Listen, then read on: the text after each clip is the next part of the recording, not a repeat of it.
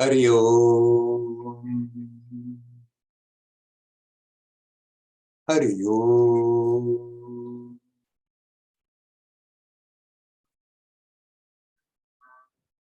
Hari Om.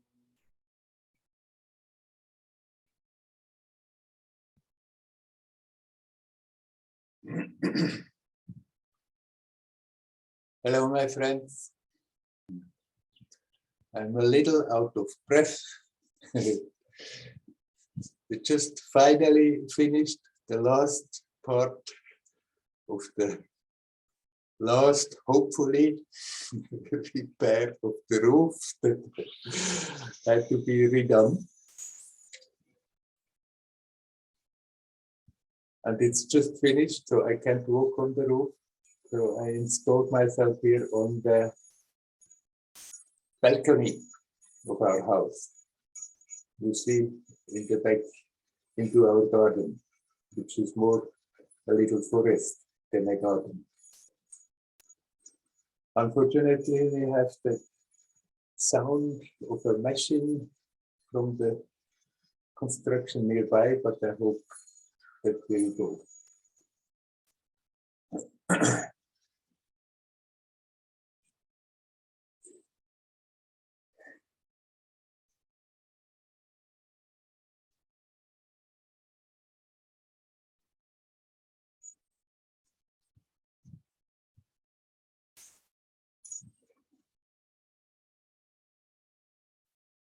There is still quite a heaviness everywhere. Often people tell me, oh, it's so heavy, right? But it's so heavy in the atmosphere. And then often personal stuff comes up that is translating into feeling heavy. That little things become big and become heavier.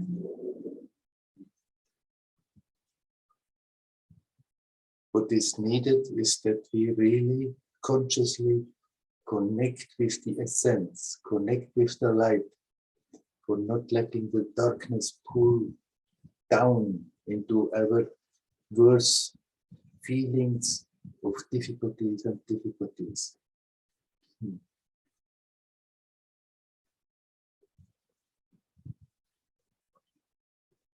In this time, it is very important that we are alert, that we consciously connect. Then we can counteract the external influences that make us feel heavy. Because the light is also very strong. And if we open up to it, it's eager to come in, support and help. There is an intensity there right now around the world. And if we open to negativity, immediately it comes in and wants to make it stronger. But if we take the trouble to bring the attention back to that calmness and open to the essence, it also comes in very strong and helps. So we need to be alert. This alertness is very important now.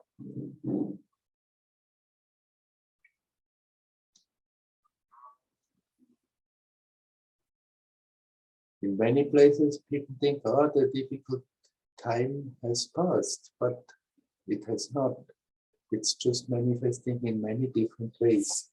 In confusion about many things, then externally, it's getting in many places more and more difficult. Things are getting more expensive. People have maybe even less money than before, in spite of the rising prices. But we always can make it. Let us not slip into a sense of defeat. It's that time of transition. And we can contribute that it goes smoother instead of more difficult. Each one can contribute by essentially being aware, by not letting that force that tries to create troubles overcome our mind and make the whole situation more difficult. There is great benefit in an intensity like this, that we really make that effort to connect.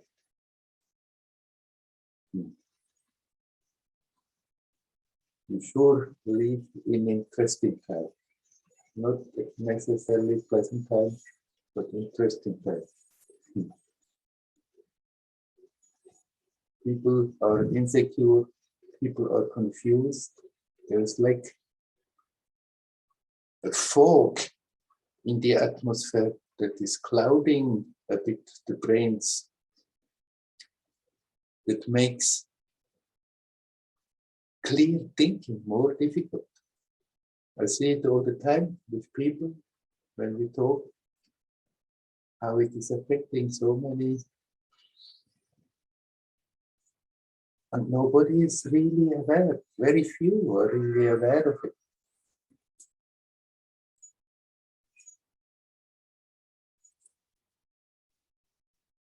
Let's be clear, let's be alert, let's be strong in this time.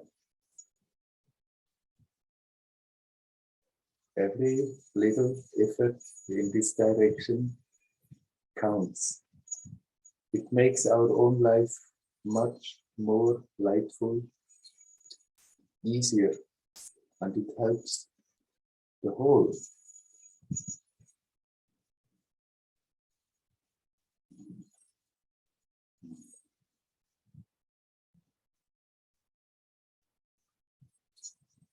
And with that, I'm coming to a question Heidi has asked. I was already wondering whether I'm talking about the subject. It's one of the confusions that is also there, and it's like it's pushed by that force that likes that people are confused. Recently, I talked to somebody who came back from America, and I said to that person, yes, we are really in a time of transition. And the person told me rather proud, yes, it's really changing. I have 4 nephews that are not identifying with their sex anymore. Oh. And one is a trans. And I thought by myself, well, confusion is not detachment. Not identifying with the sex would mean to be detached. But right now I'm hearing, and when I talk to people in the West, this is now a very big thing, that especially the young people, they're trying to figure out what they are, and there seem to be so many categories. They have found out that there are between male and female, and people, young people, try to find their place in all that craziness. It's not like this person said, they are not identifying with their sex. If we would not identify, then we would be detached. But it's the contrary. Young people become very obsessed about it. Where do they really belong? How much male are they? How much female are they? You are all divine beings, complete, beyond sexuality. But in that completeness, there is included all the maleness or the femaleness. And then when we come to this world, we play a role. We know that we play a role. Some come as one sex, some come as the other sex. And then to create all these categories, there should be something in between. It's not a progress, like people talk about it, like it's an opening up, being broader, but it's just a confusion. Know that you are beyond sex. Know that you are complete, and that everybody has maleness and femaleness in them. Yet, as a human manifested in a male or in a female body, we play our role.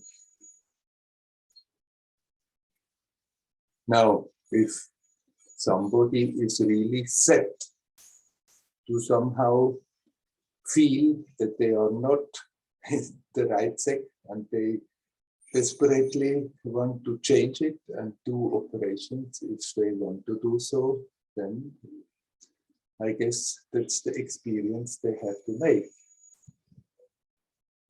But their illusion is that they think that when they do that, after that they are better. But from what I have read, it's usually always rather troubled people who do that. And after that, it's not at all that they are less troubled because of it. It creates a lot of energetic, emotional, intellectual, and physical, hormonal difficulties.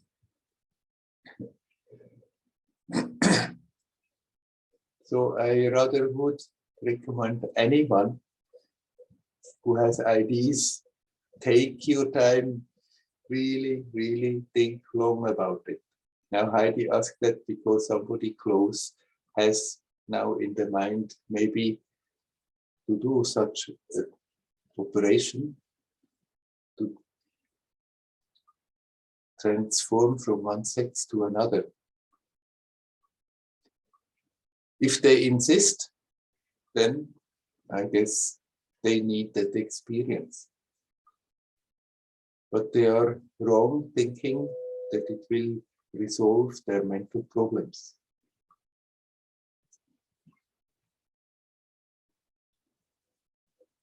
And this I'm saying not just out of thin air, but from having informed myself about people who have done it.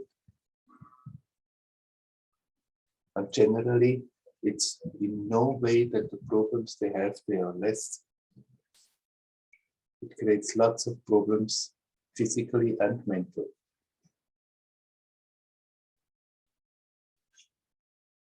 So if somebody wants to do so and talks to you and is ready to listen, I would strongly recommend them to reconsider or wait and see whether with the time this is not fading away. If they insist, if they are very determined, then we have to let them go and do what they think is right and then reap the fruit of it. No matter what they are doing, they are still, as a being, complete. We are male and female. We are beyond male and female. Everything is included. When we manifest, we play a role.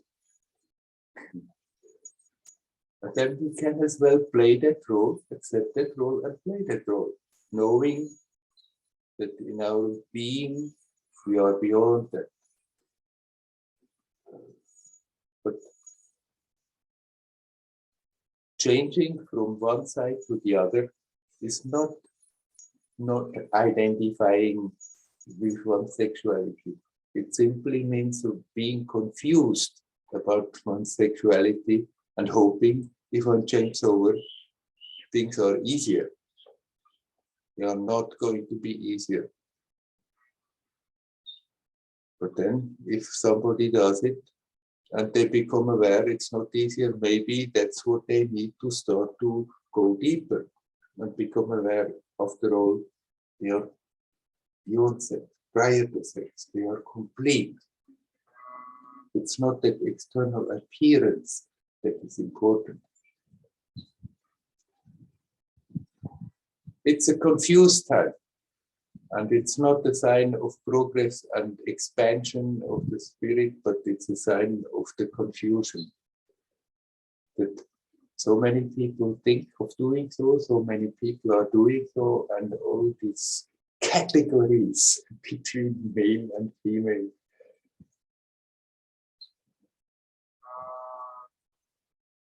Truth is simple. Truth is not complicated. But there are forces that are creating difficulties in the world all over. They are also behind pushing this thing, this confusion about that, like in so many different aspects, people getting insecure, and then it's easier to somehow manipulate them. Let us be clear. Let us be aware. Here now. Let us bring the attention back to that sense of presence.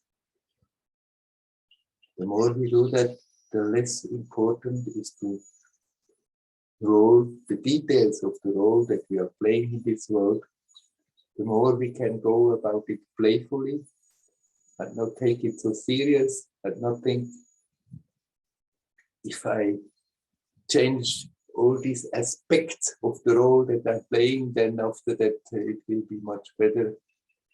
But then when we connect with that sense of presence, we become aware that sense of completeness, that sense of rightness that we are looking for is not in the outside, is not in this kind of confused manipulations that people trying to do, but that sense of completion comes out of our own self, out of the source. It's always there. We just have to open up in the right direction.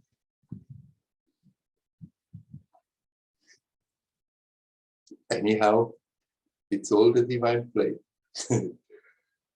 And if humanity has to go through this, facing all the possibility of all kinds of confusions, then we have to go through it. But the important thing is that we are not getting hooked into that. That we become aware, hey, we can make everything so simple. By learning to be aware that there is always that aspect in us that is not affected by all of this. All right, I don't want to go on any longer about this. I just heard from different sources, especially in the West, talking to people from the West, how this whole subject is getting stronger and crazier. That's why I took all this time to talk about it. Now I'll answer a question. One friend told me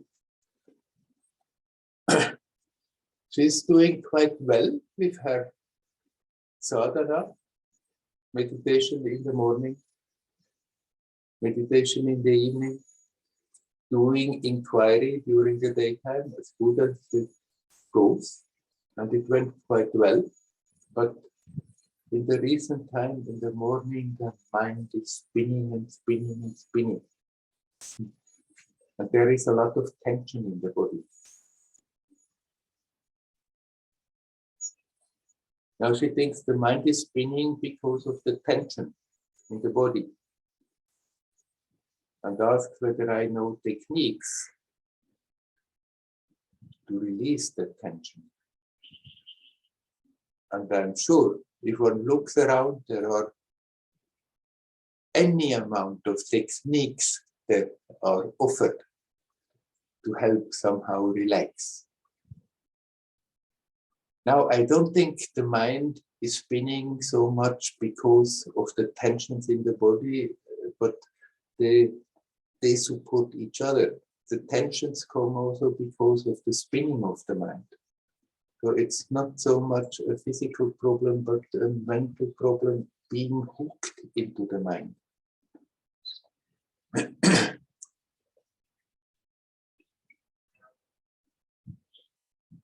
How to deal with a mind when the thoughts go on and on and on and on? We can try and control, we can try to do so many things mental and control it. But as soon as the control is a bit slackened, it goes away. So it's not so much a matter of willful controlling the spinning mind. It's more that we learn when we become aware of that spinning that we are doing, that they gain full speed, that we stop getting interested in it. Because we are interested in it, otherwise it would not go on and on and on. Even if we don't like it, then it's a negative interest. And we have to somehow learn to redirect the attention.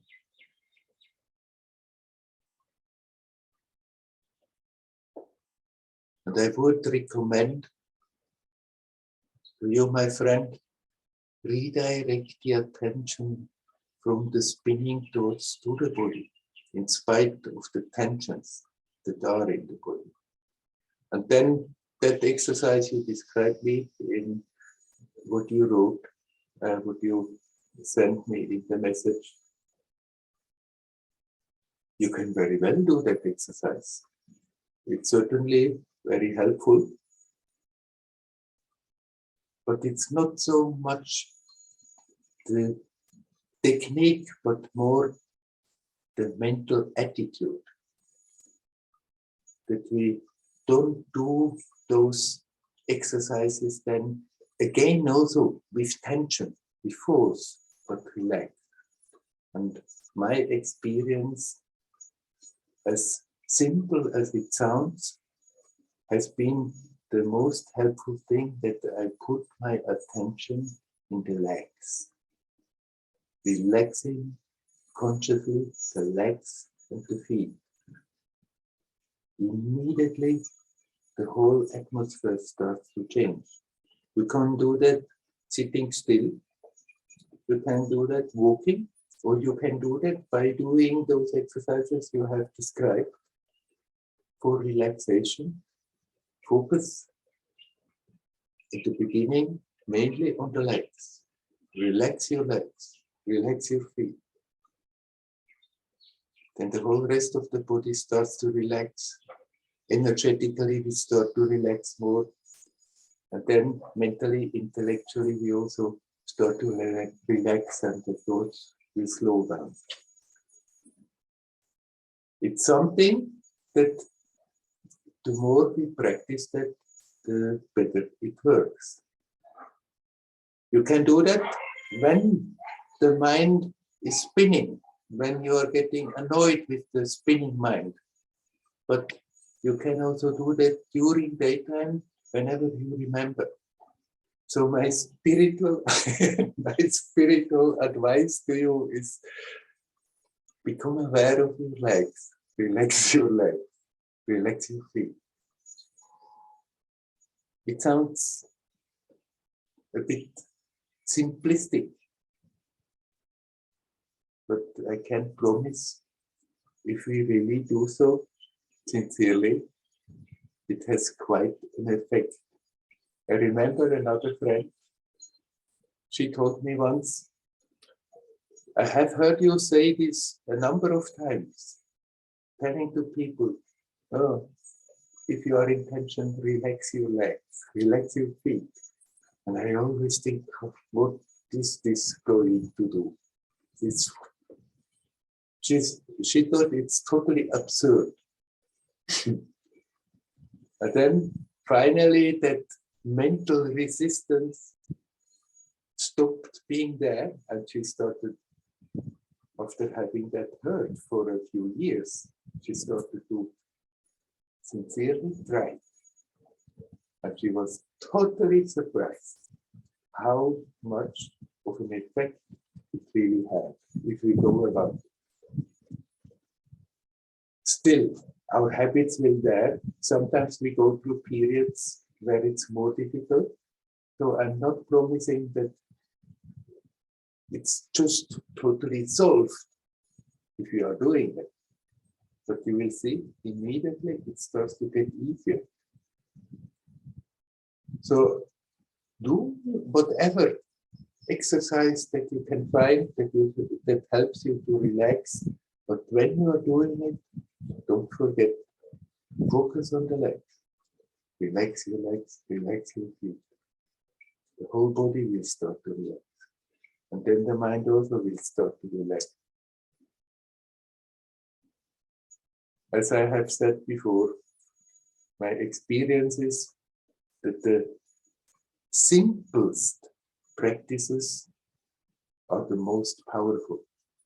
If we have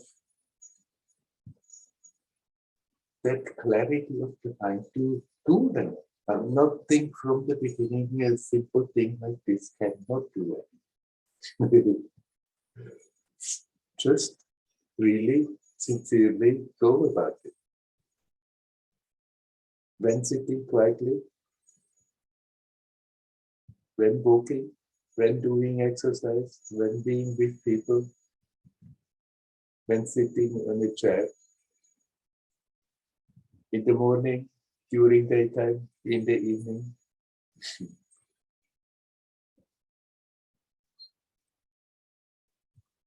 All right. I dropped this subject also. And now, finally, I'm asking you, my friends, is there anyone who would like to come in?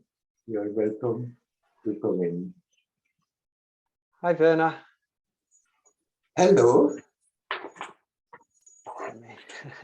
It's Ravi from Australia. Ravi. What's your name? Ravi. Ravi, Indian yeah, name. We've yes. spoken. Yeah. It is an Indian name. We've spoken once before, a few weeks ago. I remember. I don't know if you can see me clearly. I can see you. Yes. Okay, fantastic. Okay, great. So I've heard you speak a few times and use, like, instead of using the word divine presence, you've replaced it with the word wellness. Mm-hmm. At least I think you've done that a few times. And so I have an illness, and so I've got chronic fatigue syndrome, and and it's been quite bad over the last few years. I've noticed the times in my life where I'm more inclined towards the bhakti path, and the times in my life where I've been consistently focused throughout the day on feeling that heartfulness and that bhakti, if I've maintained that for a longer period, usually the longest, might be a week or 2 weeks, or a little bit longer, that my health, it dramatically improves. It improves. And then, with the chronic fatigue, if I overdo it, my energy crashes again. But I was wondering if you could elaborate a little bit about divine healing and the connection with wellness. And it's not really that I used to call the divine presence wellness, but often I'm talking about divine presence or simply that sense of presence, but wellness is an aspect of it.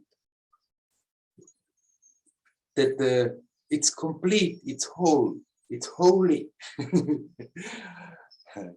And of course, if we have a disease, but are then capable with our attention to go through that disease, to come back to that divine presence in no matter what way, whether it's more through the bhakti path or through the jnana path or the yoga path, it doesn't matter at all.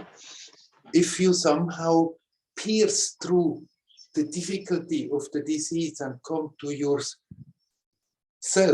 come to that divine presence, here, now, everything is fine. Here, that source is fine. And the better you connect, the better this will flow into manifestation and help healing. There is, of course, then the weight of karma. There, for some people, to connect will be quite easy and it will adjust quickly difficulties that are there on the physical level, and others may have to spend more time, connect again and again. But if we persistently, with patience and with intention, do that again and again, this definitely is the best possibility that also the physical can help heal, that also the physical difficulties arrange themselves, because in yourself, in your true nature, you're complete, you're whole, there is no place for disease there. And the more you are capable of connecting with that, the more this will flow out also in the expression, in your manifestation. Then, according to the disease, one can always do other things on top of that.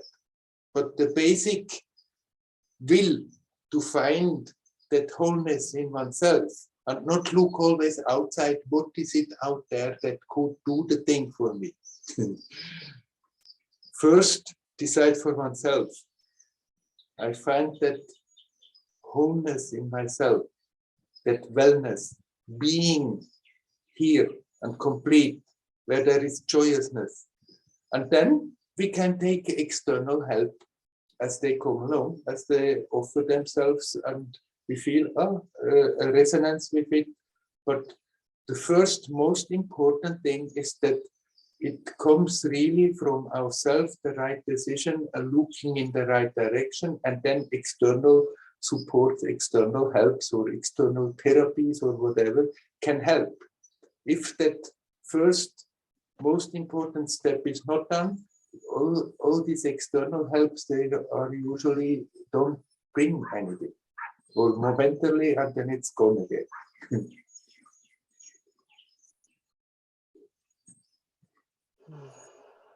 And you're talking about karma then, and I mean, personally, the way I'd like to view my journey is I do feel that huge amount of healing is possible. Yes. I think possibly that I'll always have a sensitive body, but I don't feel that I need to struggle with chronic fatigue. And, you know, I feel the potential is that I will be able to live a relatively normal life. But you're talking about how when you're in that state, that in that state of presence, disease does not exist, but yet people are born into, I used to kind of think maybe I'm one of those, I'm destined to be like this all the time. And I don't think that is a healthy attitude. And I don't believe it anymore, to be stuck in that consciousness of illness. But you talked about, but there are people who come into this life with an illness. How does that fit into, not really, I'm quite tired at the moment, so my mind's not working that well, but how, because some people are destined to be, I guess that's their karma in this life, whatever they do, they might still have an illness. Is that correct? Right. I mean, karma can be overcome. The weight of karma can be overcome. Now, there may be beings that decide to come in this world and experience that illness. They come for that experience. Once they are here, they have forgotten that and they don't remember that actually they did intentionally, knowingly come into this story. Their being is still unaffected by illness. It's just the manifestation that is affected. And even they, if they have that presence of mind, can learn to detach from that expression, from the manifestation, and bring the attention back to that aspect of them that is not affected by the illness. But it needs, of course, that inner urge to do so. You cannot persuade anybody to do so if they don't want to do so themselves. And right, some people came ill and they stay ill and they die ill. Their being has not been ill, but their manifestation was ill all the time, and they basically decided they want to have this experience. Their being has never been affected by it. And that's true for everybody. That pureness, that purity, that innocent purity of the being is never affected by it.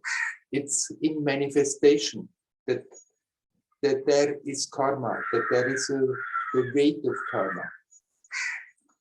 And we can, no matter what weight of karma is there, if we sincerely decide, learn to detach from that level and bring the attention back to that state where karma is not working, where there is no karma. Your picture has disappeared. I don't know. Are you still there? Well, I think his connection has been cut, but I continued talking. We can after that hear it in the recording. So, no matter what weight of karma is there, one can always decide that I'm turning the attention around and bringing the attention back to that aspect that is not affected by karma.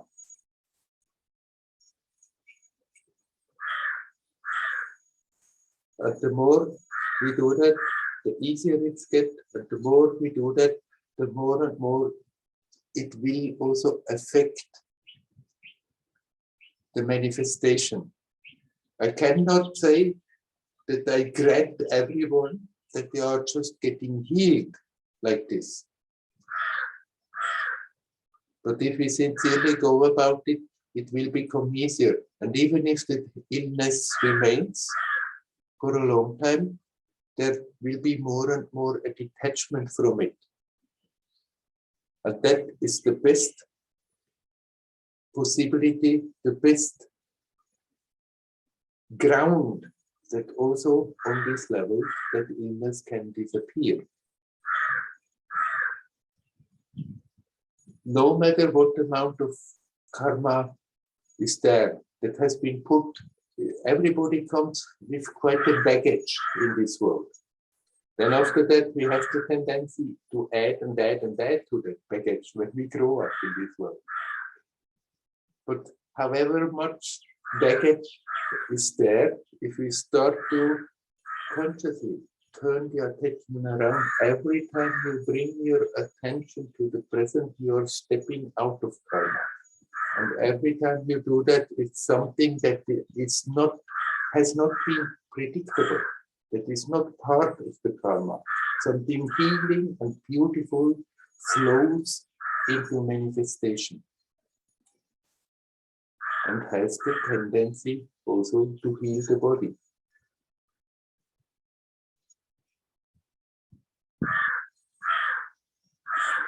I'm not promising everybody who has a problem like this that they just get healed like this.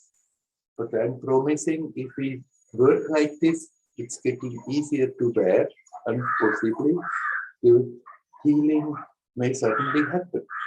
But even if it's not happening, let's say it stays on and on, if we keep on consciously detaching from that level, getting rooted in the source, then it matters less and less. The detachment will become stronger and stronger. And the awareness will be there. I'm still whole and complete. There is an aspect in me that cannot be affected by whatever difficulty is manifesting on this physical level. So sorry, Ravi, that you have to see this now on the recording. It seems that your connection got cut off. So I'll leave the subject for now and asking, is there anybody else who would like to comment? You're welcome.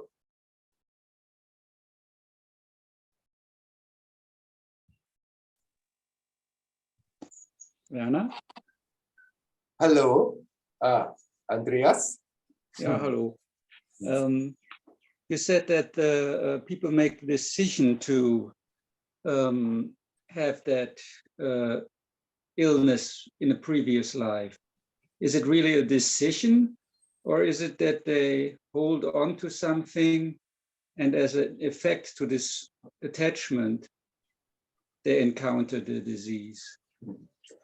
I didn't say they make a decision in a previous life.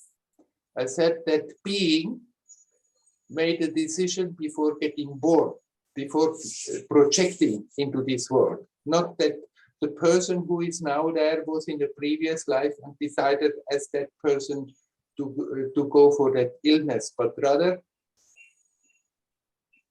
that being that you are before getting incarnated here is deciding certain things, what is going to happen in this life, and then projects an aspect of it. So you as a person manifest, you're just a projection of your being that is never really incarnated, that simply projects an aspect of itself in this time-space. So the previous so-called previous incarnation is not the same person like now, because it's an aspect coming out of the same being, but it's not that that person has been reincarnated as Andreas now. And that connection is always there, but it's that being before projecting into this world may decide certain main points and then see how it develops.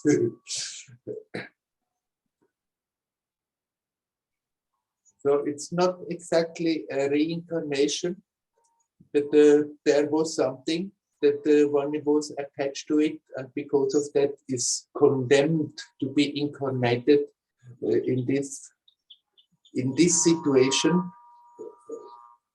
because of the attachment to what was there, but the being may decide, there was a lesson not yet quite learned, and maybe the best way to learn this lesson is project in a situation where there may be the difficulty of disease to deal with it. Is it really a decision? It is a decision. Because it seems strange to me that people decide to, or beings decide to, get sick.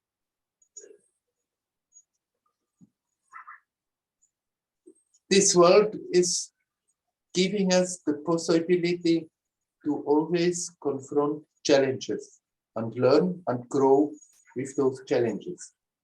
And one challenge that is there, that we get sick and learn to overcome that disease. So a being may very well decide that this is a lesson that is very valuable to be in a situation with that physical difficulty, and then either just go on enduring it, or either take the trouble to learn to come back to that connection with the being, where there is no disease, and in that way overcome that situation, and in course of the process grow enormously, expand enormously. There are worlds where there is only harmony, where there is only beauty, where people are not suffering like here, where the whole mechanism is so different that there is just enjoyment, and it's fine. The being can project in a world like this and unfold on certain aspects like this, but this world is a world of challenges. The very way it's constructed, that somehow consciousness is connected with a physical body, with a piece of meat, with facing all the limitations that come with it, all the pains and pleasures that come with it. It's a ground where we have to struggle to find the harmony that is always there in one's being. But it's easy to slip into the identification with the manifestation and then get very stuck and feeling totally disharmonious and being a victim of the circumstances. Yes, it is possible that the being decides to project in such a situation to learn to become stronger while growing out of it.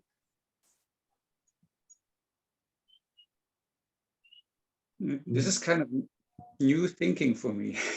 I mean, I know the law of karma, but like I'm a psychotherapist, and I think like psychosomatic diseases a lot of times, for example, result from not being really happy, not having your needs really fulfilled, and this causes a kind of stress. And can you connect these two ways of thinking in a way? Sure, you can. Most of those psychosomatic diseases, they come out as a reaction of what has already happened in this life, from what has happened while growing up. And a being may decide to be born in a difficult situation where invariably there may happen all kinds of traumas while growing up. And then eventually it starts to manifest as psychosomatic diseases. And definitely on the psychological level, you can help those people to resolve where it came from in this lifetime, how the traumas have been strengthened, how they have happened, how they have been strengthened, how it's starting to result in such a disharmony that diseases are created. The being prior to projecting into this life may have seen this is a situation where such a thing most probably is happening. And then also give the possibility that we can learn to come out of it. And the psychological help that you can give people is an aspect of it. Then if they are awake, if they are alert, they become aware, okay, it's not simply overcoming a trauma that I can function again in society, but I need not stop there. I can go deeper and really learn to grow beyond that attachment to me personality at all. Not simply have it as a goal that the person is again somewhat balanced enough to be capable to function in the society. But on that level, it fits in the picture, and the help can be given on that level. And how to deal with the disease itself? Is it like just accept it and don't make a big fuss about it? I mean, I cannot say now it's always the same for all the people for all the diseases. There's nothing wrong trying to find a cure for the disease, but most of the diseases, if they are not fully, they are very much supported with psychosomatic defects. And accept the fact that the disease is there, not resist against the fact, not go into the self-pity victim mode. If one is there, then it becomes hell. But if one can accept, okay, that disease is there, but not accept with resignation, okay, it's a challenge. And if I learn to connect with that whole aspect of myself, that disease also may be resolved. At the same time, if external cures and therapies and anything can help, nothing wrong with that. But the main thing is that one learns to be really willing to heal, willing to be aware something in me has never touched disease. Something in me is there, totally unaffected by it, and learn to connect with that better and better. And then from that perspective, it may also be possible to heal any number of diseases, any kind of disease. Thank you. You are welcome. Mario, Mario, Mario. Is there anybody else who would like to come in? You are welcome.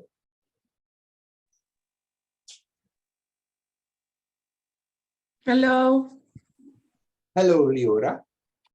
Hi. Sorry, Dial. He can come after. We still have Yeah. time. Okay, it's a tricky subject, what you have just discussed. And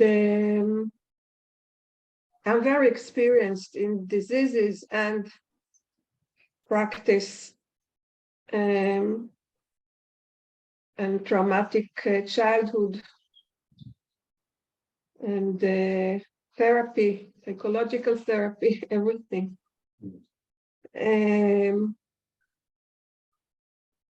So I just want to say, and then to connect with something like it's a long journey. It's a very long journey.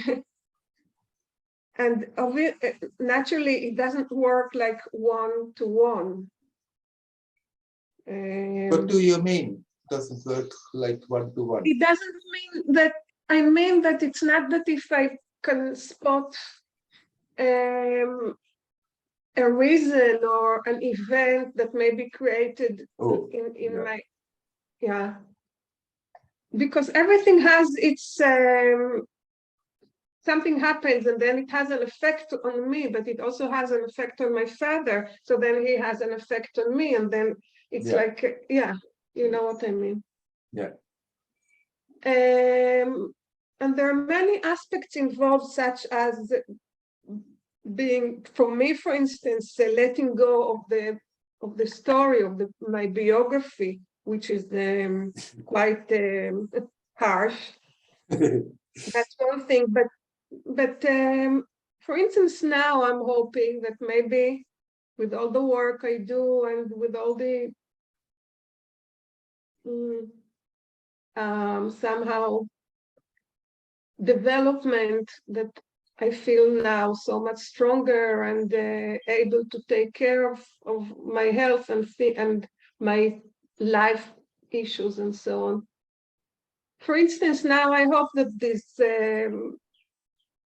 actually it's cancer, and my skin will maybe be gone, so I will not need any more operations. But then I think it's so, it's like, so it's connected with hope, really, what I'm trying to say. I really hope that I've done so much work, both medical and everything, yeah. And I really hope maybe not, maybe And of course, from the medical point of view, the doctor would say, of course, it's there from your childhood because of the sun and whatever, genetics and whatever. So it's with you. But then I've learned how to deal with it, which is, you also mentioned it. When I have to do an operation, I do an operation. I gather all my optimistic energy and like strength, and I go through it, and I do it.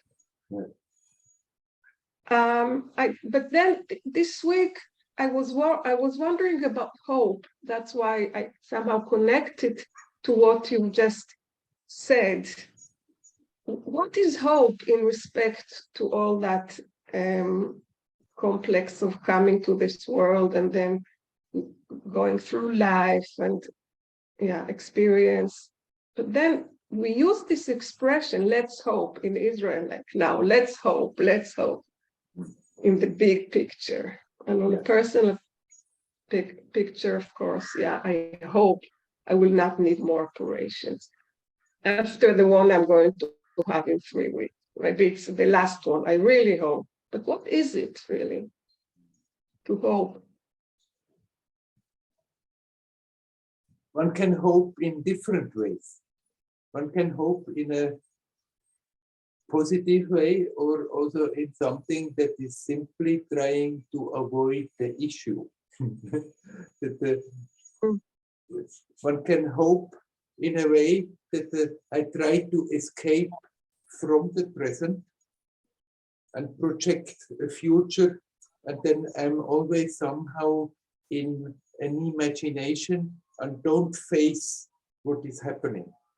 And that's not a healthy hope. But we can.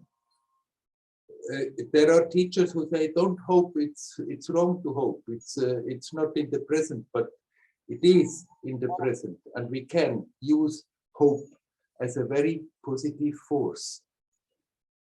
If you are in the present and are fully acknowledging the situation as it is, and at the same time, you are aware, but there is something in me that is not affected by it. And then you can consciously project this on the material level and into the current of the story, that then you give it a great possibility that it can turn positive. And that hope for being better is not like I'm desperate about the present, but hope then somehow in the future, sometime or other, it will be good. But accepting the present and still project the possibility that it's turning in a very constructive, nice, harmonious way. That is a hope, that is a great force and very helpful. Okay, that's beautiful. I will record it afterwards, only this piece, because it's completely different from what we use, most of us anyway. The person who invented this word, I don't know what they meant really. People pray, people pray, people do all sorts of things in order to somehow benefit the future. But you gave now a new perspective about it. And as long as we are looking in the future and try to escape the present, then it's just an escape and it doesn't bring anything. But if we can face the present situation, accept the situation, and then bring in that positive possibility that it out of this it can turn into something beautiful, then I call that is the positive, powerful, and helpful hope. Yeah.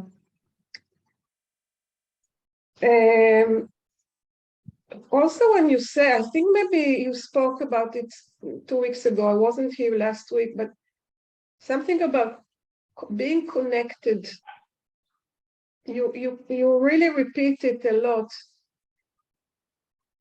This week, I was a bit sick with a cold, and I really wanted the soup with chicken, and I don't have chicken at home.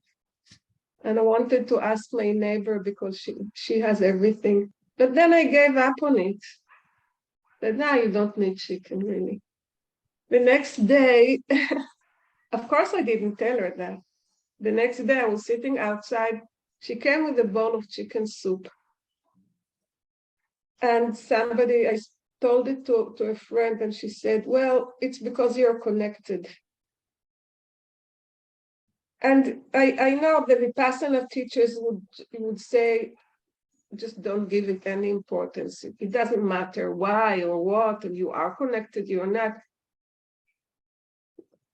So I just wonder what you have to say about it, and what is it to be connected, and should we know that we are connected? Should I bother? It's good to know whether we are connected or not, because if you feel not connected, that you consciously turn your attention back home and connect as good as you can. It's not for the purpose that after that your desires are being fulfilled like this, but it just so happens that the more you are in the harmonious flow, the more it seems to happen that these kind of situations happen by themselves that you have described. But you cannot now think, now I connect in order that whatever I want is just coming, coming like that. You connect because that is the only reasonable way to exist. You connect because if you connect, you bring the attention back to that aspect of you that is whole, that is full of joyousness, or as Ravi before called it, the wellness, because it's natural to exist like this. We have learned to be unnatural, so we have to struggle to become natural. But you connect to be back in your natural state, and then if you are natural, things, such things that you describe may happen all the time. But it's not the calculation I connect now in order that this is starting to happen. Okay, right. And it develops trust also, I can feel that. Yeah. Less worry about how it's, just it develops a sort of trust in whatever happens. Right. Yeah. We are being taken care of, and the better you connect, the better we are being taken care of. That doesn't mean that our future situations will all be just smooth and happy and pleasant, but often we are being taken care of in such a way that we are also led into a situation where it's difficult, because that is the best thing for us to confront and learn and outgrow.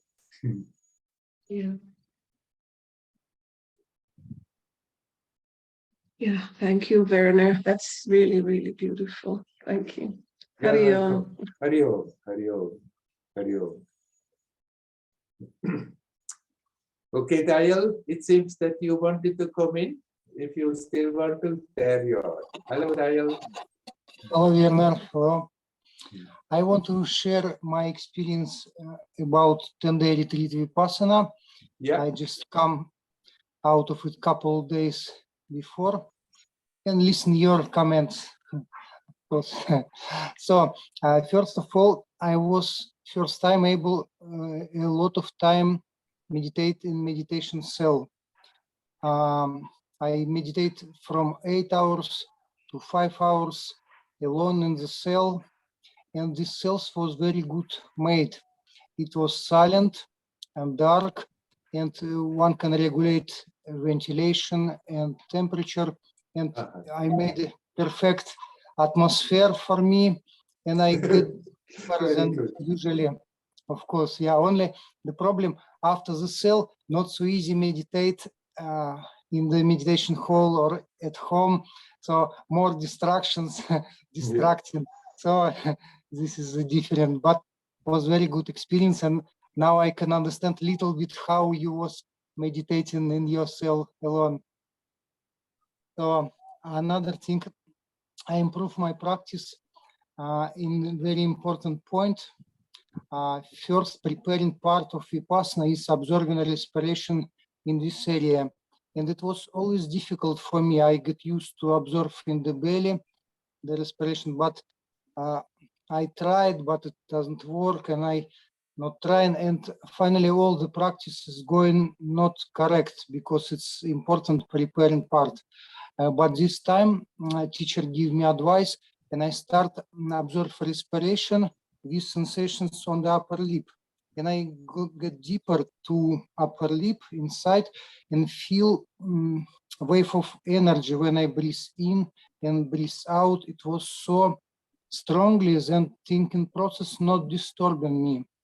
And on the tree, I got experience of some kind of samadhi, not very deep, not very strong, but I was very impressed.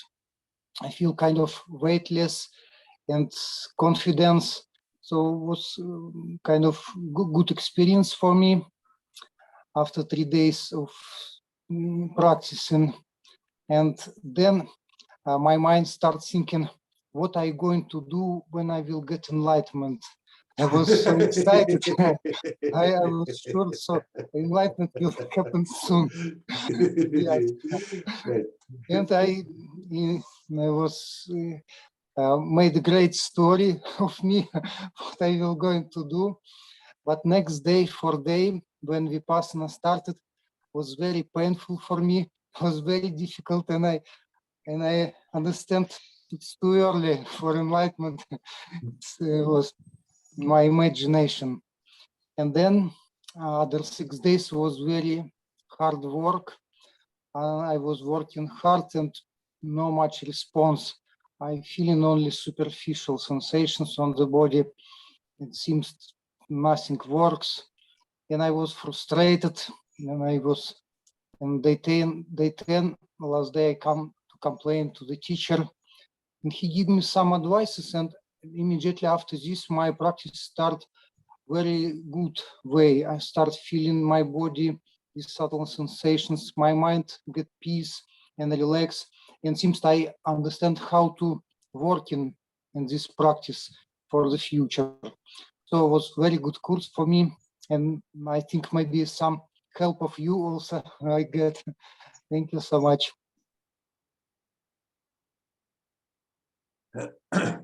So, and actually, what you expect from me that commenting about your experience?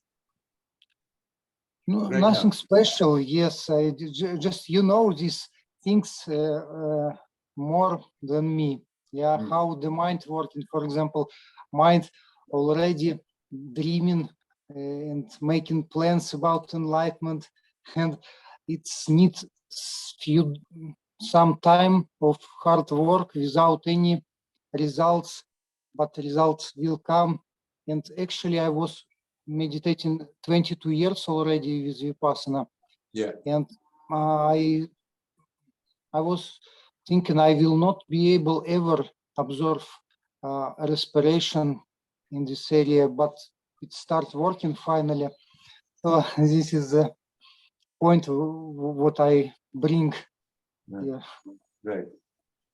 Okay, and if it works well, then continue with that, experiment with that. The other thing, of course, is totally a mental thing. I know about that. I used to dream, what am I going to do, this and that, simply to become aware it's all nonsense. Don't give any importance to it. It's, but as I have told you before, that whole concept of a final enlightenment eventually on my story simply disappear. You can currently be in a new state, and from there it unfolds, and there you know what to do, and you become aware. It's not that that importance that one has had in the mind before. Okay, after that, I'm going to do practice, and then I get enlightened, and then after that I have an important role to play. It doesn't matter at all whether the role you are playing is looked at as important or not important. What matters is that you are still there, conscious, open to unfold further. That's the real point, what we are here. And then the story, don't worry, the stories, they happen by themselves. Right. Now, Right. But the mind, it comes with such stuff.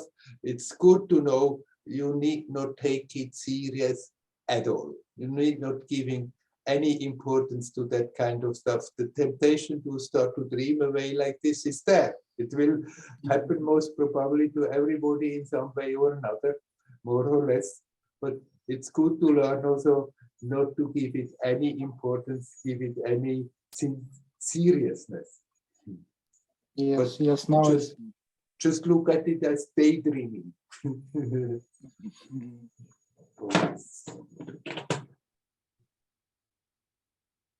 okay, thank you, Werner. Thank you. Anyhow, I'm happy you had a good experience, a good encouragement to continue. That is always good. Yes, yes, that's, I mean, yeah, finally some experience happening after hard work. It's really working. That's what I understand. Encouraging. Very good. Yes. Wish you well. Hariom. Hariom, Hariom, Werner. Hariom.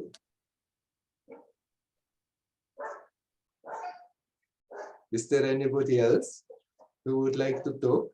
You're welcome to come in. Hariom, Werner. Oh, hello, Maria. Hello.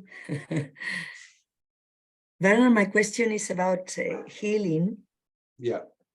I've already mentioned this to you some months ago. At that time, it was about my gums, that I was trying to regenerate tissue. And you mentioned that you had some experience when you were meditating in the cave about healing your gums as well. And I mean, I went through a period and then kind of dropped it. Other things became more of a priority. And now it has come back again, the desire to work on that when I'm meditating. I became aware of that. That was last year when I went through a holistic dentistry treatment. It was the first time I became aware that the jaw, the shape of the jaw actually is what is creating much of the problem with some teeth, because they don't have a space. So inevitably, it's difficult to clean them. The roots also suffer. So that's the first time I understood that the jaw of the shape of the jaw actually, it needs to change for the mouth to be more healthy. And I have no doubt that that's possible, because I've had enough experiences with other parts of the body, the hip, the legs. There are different parts of the body where I've noticed very substantial changes in alignment, in bone structure. So on that side, I feel strong that is possible, which I feel this is the first step, is to believe it, that the body can actually make those changes. And what I'm asking you, see if you could share a bit more in some detail how you, because I remember you saying that you connected with the aliveness of the gums, if I remember well. So if you could comment on that, that would be helpful. Right. I didn't have the problem that you're describing with my bone structure, but I simply became aware that there, sitting in the cave slowly, my gums were getting reducing and receding and receding. And so I did a few exercises, like as I told you, like rubbing them, but then also just at times, especially after that exercise, then for a moment really feel the life in it, the flow of life, which then I became aware I can even feel it in the teeth, which I never thought is very much alive. Yeah. that there is also that current of life in them. And so that is, I guess, a great help for no matter what. If you think your bone structure has to slightly change and you are so positive about the possibility of it, then it's very well possible that it is going to happen. Don't become obsessed by it. Yeah. Look at it as something that, by the way, you're also doing that. Not that it suddenly becomes the object of your meditation and the object of your spirituality, that your jaw has to change.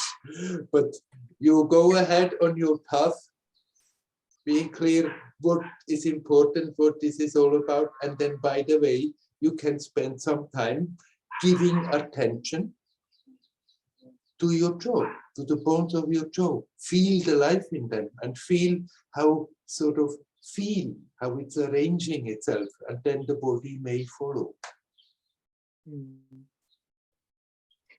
Thank you. Because when I started praying for this healing, I began to become much more aware of the energy flow in the top of the mouth, almost like the connection between the nose and the mouth.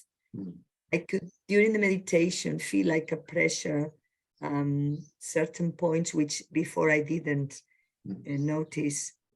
So just the sheer, attention, paying attention. I also feel that, this is very connected somehow to anger, I feel, because for some years, I cannot remember the English name for that, but it's like when you clench your jaw during the night. Yeah. There are many people who have that. And when I used to go to a traditional dentist, he gave me one of those things that you put in your mouth so that to ensure that you don't, but it becomes so tiring.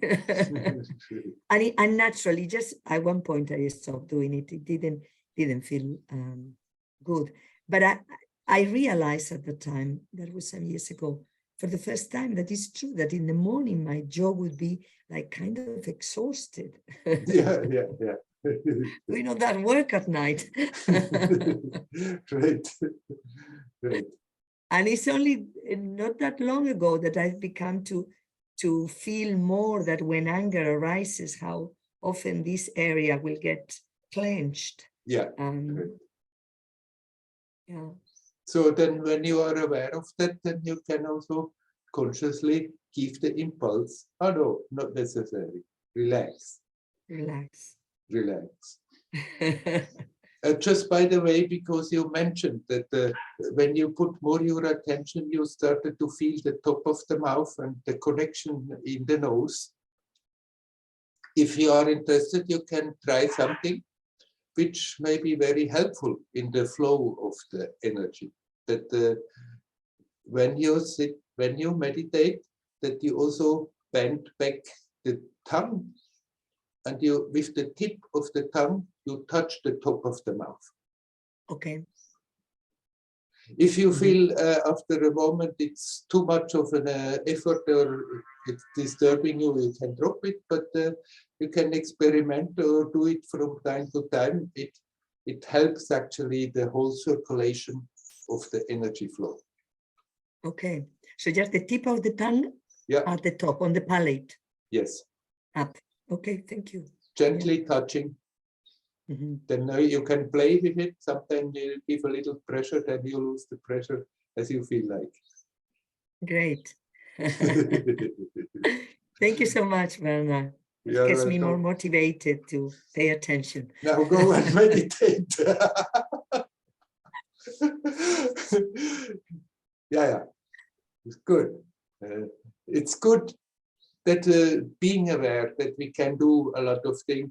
It's also good not to get lost in it. Keep the main object of the meditation, and then, by the way, we can playfully include all kinds of things and actually become aware, oh, it has a result.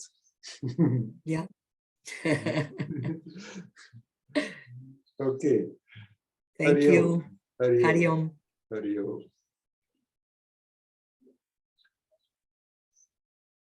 Is there anybody else who would like to come? Hi, Hello. my name is Christina. Can you hear me? Yes, I can hear you, Christina. Yes, I'm the first time in the Satsang. A good friend of mine bring me. Yeah. Hi, You're welcome. thank you very much.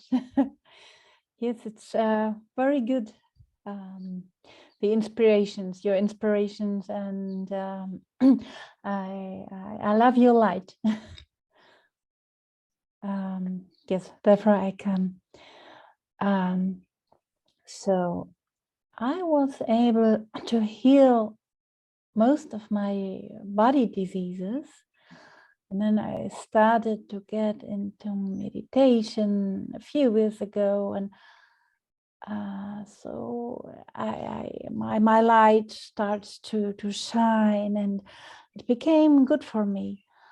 But then happen things like when I, for example, go in meditation. So people with bad energies attack me.